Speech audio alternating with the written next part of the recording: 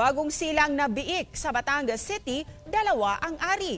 Ang detalye sa report ni Paul Hernandez ng GMA Regional TV, Balitang Southern Tagalog. Martes ng gabi, nanganak ang alagang inahing baboy ng pamilya de los Reyes ng Barangay Balete sa Batangas City. Umabot ng 13 biik ang iniyanak ng inahin. Yun nga lang, dalawa sa mga ito namatay rin. Pero itinuturing namang swerte at espesyal ang isa sa 11 natira. May pambabae at panlalaki daw kasing ari ang apple of the eye nila ngayong biik. Ngayon lang kami nakakita ng ganyan. Sa tagal namin nagbababoy. 3 years na, tapos ang dami naming inahin. Siya lang ang umanak ng ganun. Pag halimbawa may awan Diyos lumaki, sabi ko nga hindi ko na ibibenta dahil surprise ha. Parang gagawin ko siyang pinaka-pansama, siyang pagdadala swerte ba? Ganun.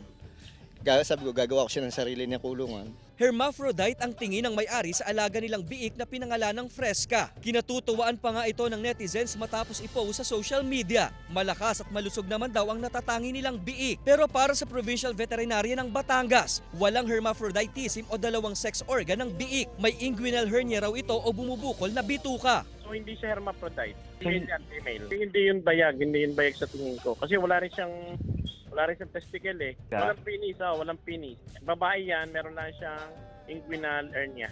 Ipinaliwanag din ang kondisyon na ito sa mag-asawang Christy at Edwin. Inirerekomendang ipaopera ang biik para maagapan ng kondisyon. Bawa ay mapapabayaan, magkakaroon ng constriction doon sa butas ng inguinal area niya. Pagka yun ay nagsara, ay di makukonstrict yung blood supply doon sa bituka.